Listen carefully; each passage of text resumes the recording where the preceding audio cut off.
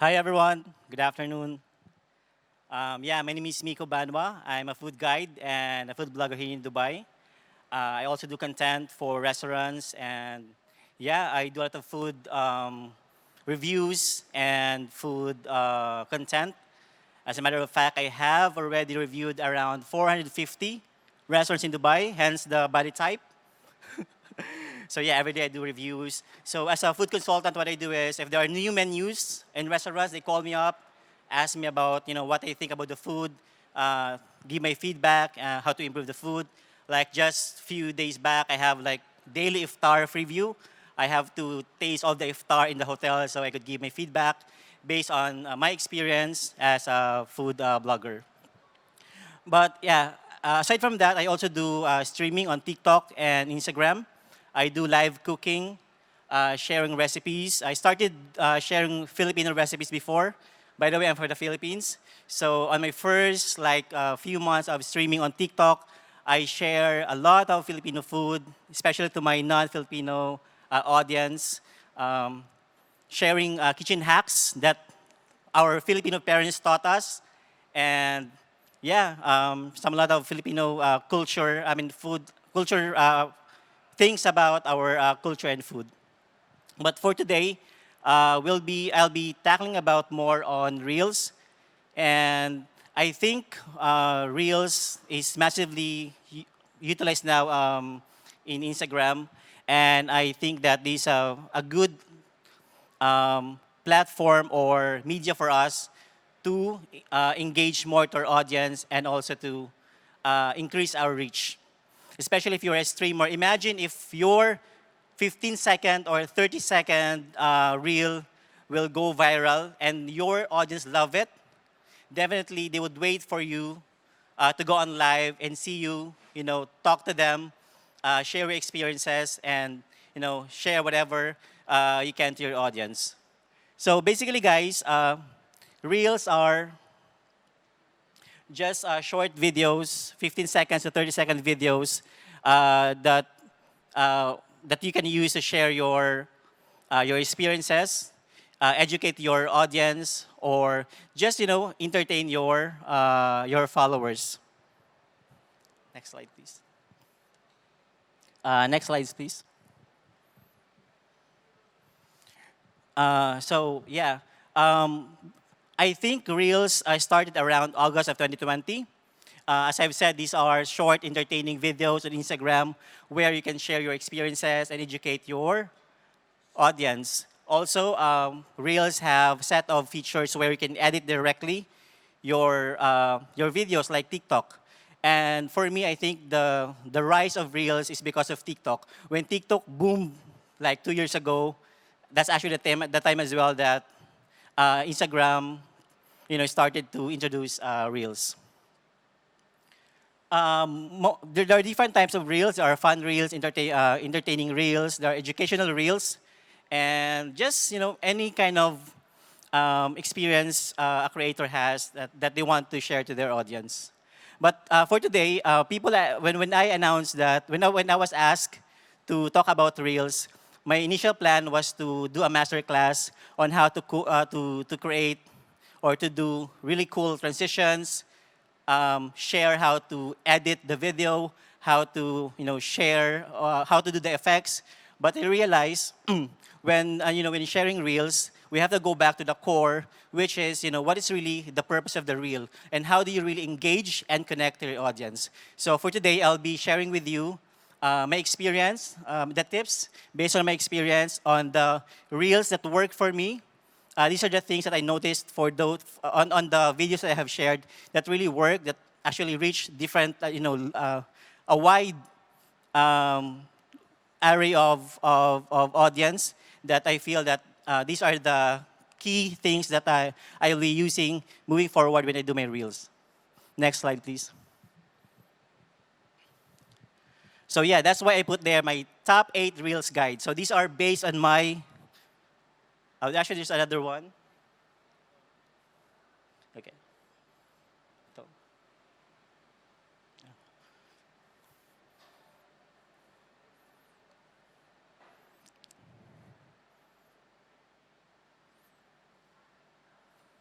Oops.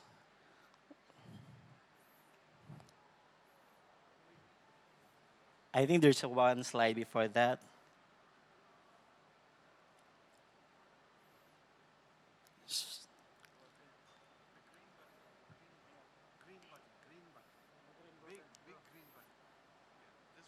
Okay. But anyway, there's a slide before the after this. So based on um, IG Academy, they identified four types of reels that you can share to your audience. Number one is a reel that will make you grow or make your audience grow.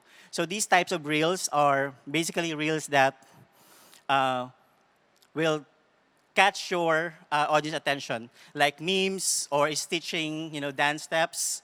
Like now, I think there is one very popular dance step with a Nelly Furtado song, so you just have to stitch on that.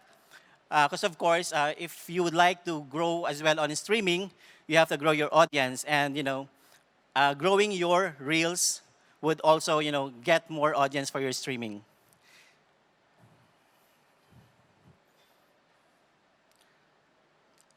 So yeah, I'll start now with my top 8 reels guide. Number one is storyline and start with the hook.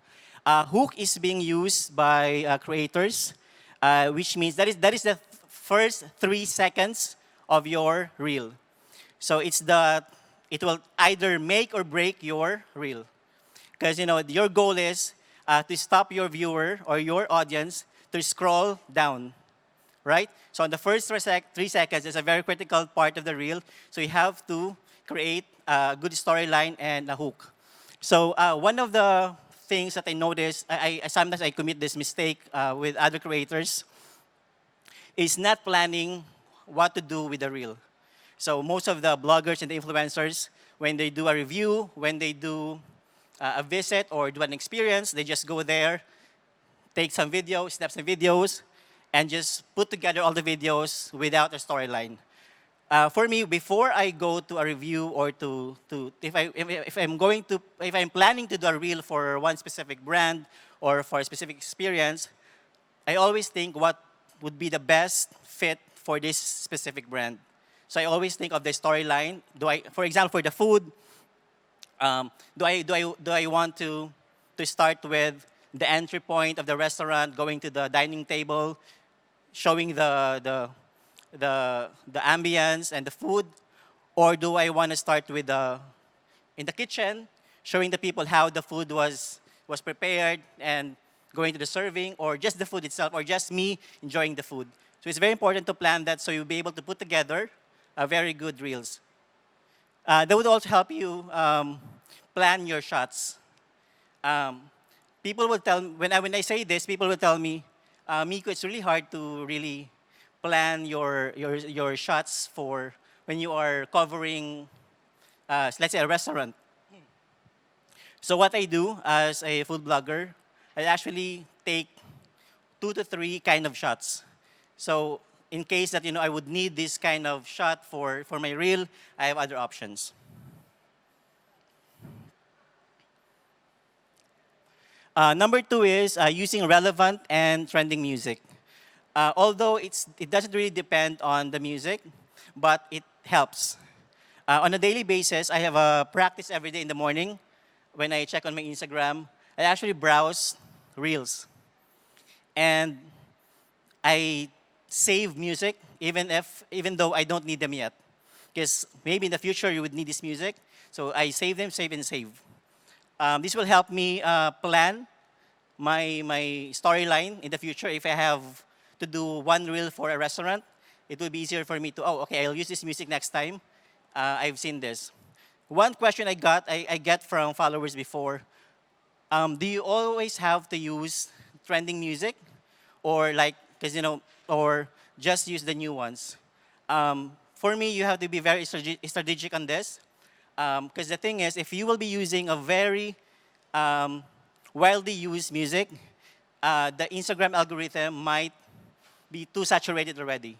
So they might not be able to, they might have stopped this go in trending. So I always choose those music that are I feel that this will be trending in 2 weeks or in a month.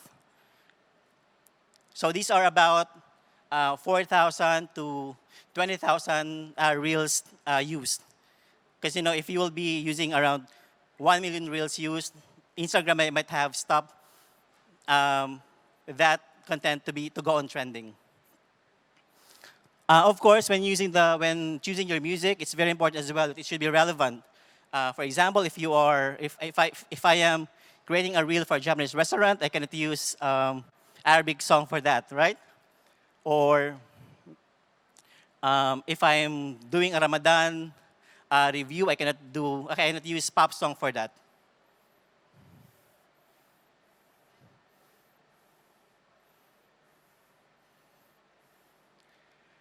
Third one is creative transitions. The heart of real creation is really on transitions. Like everyone uses transition. For me, there are two types of transitions. Number one is the manual transition. These are the transitions that you just use your hand, where you see in the tutorials, or just manually taking the video, or you can use transitions from editing apps. For me, I prefer, or you can use a gimbal, but for me, I prefer using manual transition because that's easier for you to really put together the reels. One rule I have for making transition is that you start where you end. So make sure when you stop from one point and you want to or you want to transition to another point, make sure it's consistent, right? So if you stop on a wooden floor, you should start the next clip on a wooden floor, or at least 80 to 90% similar in color or in texture. Otherwise, it will be like a random transition. You can also use transitions from editing apps. However, the downside on that is that it would look like a PowerPoint presentation, just normal transitions. And you cannot really segment the video, especially when creating the reel. It's very important as well that the music and the beat actually coincides with the clips or with the video. So one question I got before was, which is more effective, doing the reels on the app itself in Instagram, or pre-recording or pre-editing the video on an app? I'm sure you guys have done reels before, right? Well, how do you usually do it? Do you do it directly on Instagram or edit somewhere else? Instagram? Well, actually, faster is in Instagram, right? Because there are a lot of options on editing on Instagram. There's like multi capture. You can manage the timing and all. However, if you want to have a precise beat on the clips, I actually recommend to use editing apps. Yeah. Although there is a humor, they're saying that if you will use the setting or the set of settings in Reels itself, it will go more viral. I'm not sure about that, but for me, because I like doing Reels that are really precise in the music, I use third-party video editor.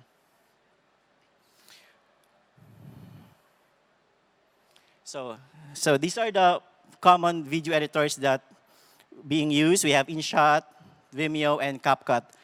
For me, I use CapCut because it's actually more handy in the phone, and there's a lot of things to do there.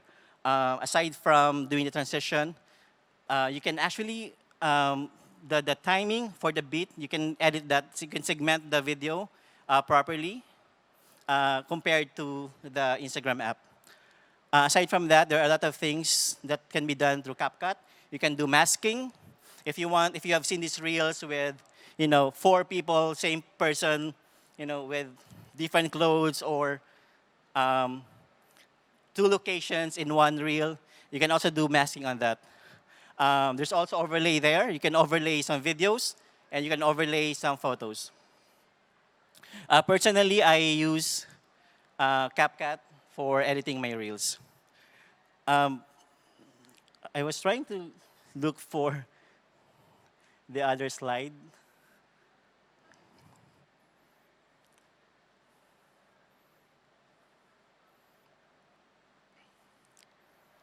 Yeah, I think it's gone. But there's another slide that I want to share with you guys. Um, it's about the four kinds of, let me just check my,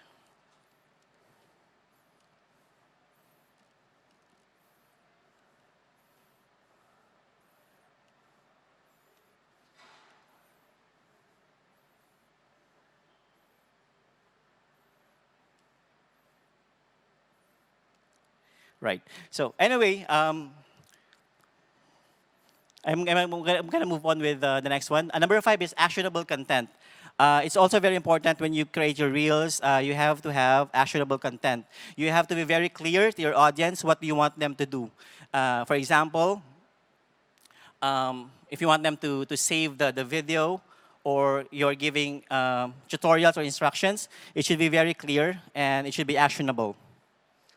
Next one is savable content. When we say savable content, these are content that that are useful for the audience.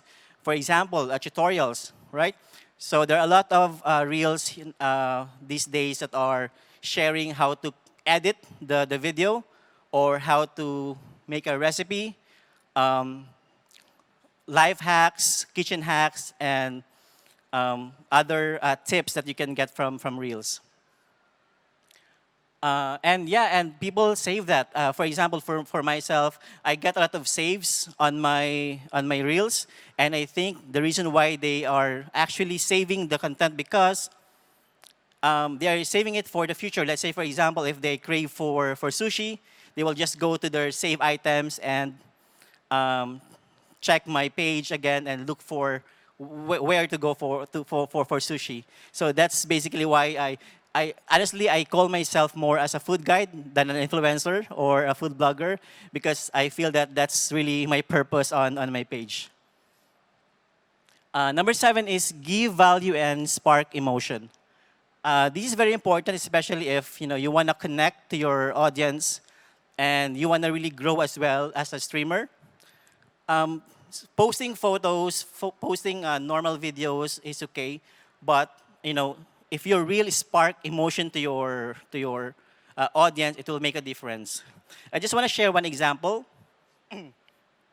One brand here in Dubai approached me last year to create a reels for them. So they actually gave me like 3 hours to post it. They said you have to post 12 p.m. But talk about your Dubai experience. So what I did, I just took some videos from home, going to work, working, and consuming the product. This is actually for a bottled water. So yeah, I just shared there my life as a Filipino overseas worker in the Philippines, from the Philippines to Dubai. I also shared my experience as during pandemic, how it affected my livelihood, how it affected my family, and my entire life in general. And I connected it on how Dubai helped me rose again from that situation.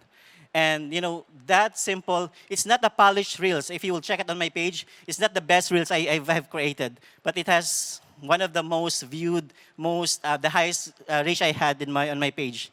It was not my best work, but it was the most heartfelt work. And that reel actually gave me or made me the ambassador for that brand. So I'm really happy to share with you guys that that quick reels that I created for that brand, just showing or connecting to my audience through my heart and just being authentic. It actually um, gave me that ambassadorship. And lastly, just be unique and be you. As I mentioned, it's very important to just be you. Just uh, embrace yourself, embrace your flaws, Yeah, I'm not a good speaker. I'm not the best speaker, but yeah, this is how when I do streaming, also stutter like this. But I embrace my Filipino accent. So I'm just being me. I'm just being the authentic me, and my audience love that. So thank you very much.